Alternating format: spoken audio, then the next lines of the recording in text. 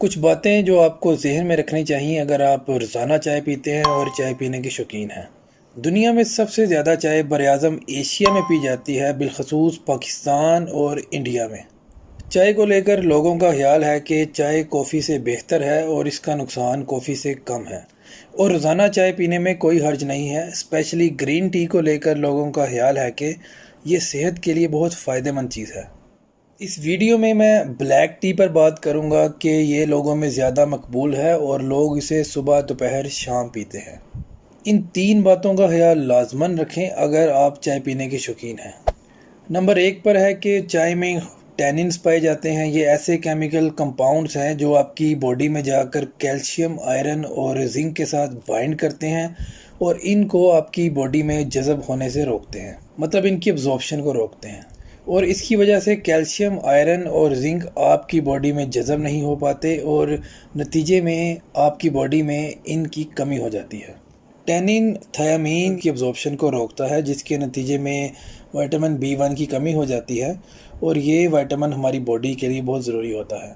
इसकी कमी की वजह से आप एंजाइटी का शिकार होते हैं, नर्वसनेस का शिकार होते हैं और जिसकी वजह से आपकी क्वालिटी ऑफ स्लीप मुतासिर होती है। आपको नाइटमेयर मतलब डरावने ख्वाब आते हैं, आप स्लीप एपनिया का शिकार हो सकते हैं। क्वालिटी ऑफ स्लीप डिस्टर्ब होने की वजह से आप सही से सो नहीं पाते, आपका अगला दिन ख़राब हो जाता है, आप थका थका महसूस करते हैं, आप फोकस्ड नहीं रह पाते, आप अपने काम में लो एनर्जी रहते हैं और इसके अलावा आप रेस्टलेस लेग सिंड्रोम का शिकार भी हो सकते हैं।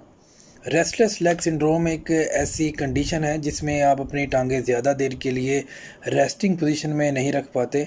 थोड़ी थोड़ी देर बाद आप अपनी टांगों को हिलाते रहते हैं, या अगर आप अपनी टांगों को रोके भी रखें तो आपका अपनी टांगों को हिलाने का मन करता है।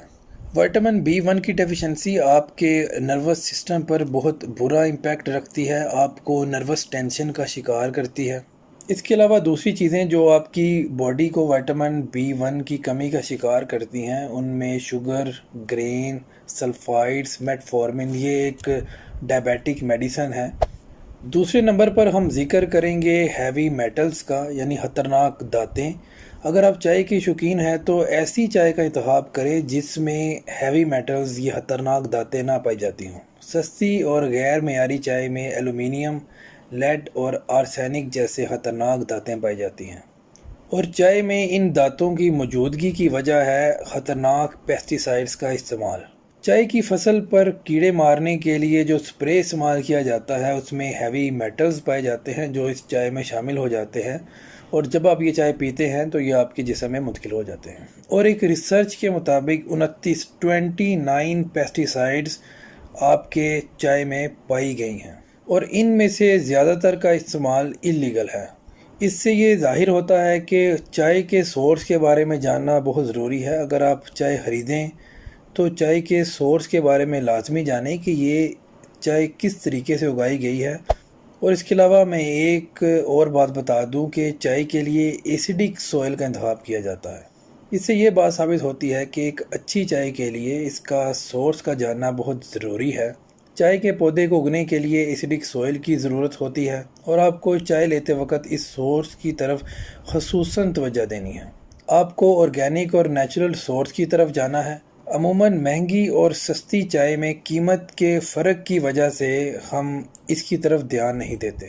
तीसरे नंबर पर बात करेंगे टी बैग्स की। ज़्यादातर टी बैग्स को क्लोरीन के साथ ब्लीच किया जाता है और टी बैग्स को ब्लीच इसकी वाइटनिंग के लिए किया जाता है। इस ब्लीच में एपीक्लोरोहाइड्रीन कंपाउंड पाया जाता है जो हमारी बॉडी में जाकर कैंसर की वजह बनता है। मैं यहाँ पर चाय को छोड़ने की बात नहीं कर रहा, बल्कि मुख्तात रहने की बात कर रहा हूँ। एक अच्छी चाय के सोर्स के बारे में जानने की बात कर रहा हूँ, चाय के बारे में इंफॉर्मेशन लेने की बात कर रहा हूँ, चाय में चीनी को ना लेने की बात कर रहा हूँ, ऑर्गेनिक टी की बात कर रहा हूँ। अगर आप चाय के शौकीन हैं तो चाय के साथ विटामिन B1 का इस्तेमाल लाजमी करें, और इसके अलावा टी बैग्स वाली चाय का इस्तेमाल हरगिज़ ना करें बल्कि डब्बे वाली मयारी चाय का इस्तेमाल करें। इससे आप टी बैग्स में मौजूद एडिड क्लोरीन से बच सकते हैं। आज के लिए ब्लैक टी पर इतनी ही बात करेंगे और बहुत जल्द मैं ग्रीन टी पर भी वीडियो बनाऊँगा। चाय के बारे में इस वीडियो से मुतल्लिक कोई सवाल हो तो कमेंट सेक्शन में लाजमी पूछिएगा। अपना और अपने प्यारों का ख्याल रखें। तब तक के लिए अल्लाह हाफिज़।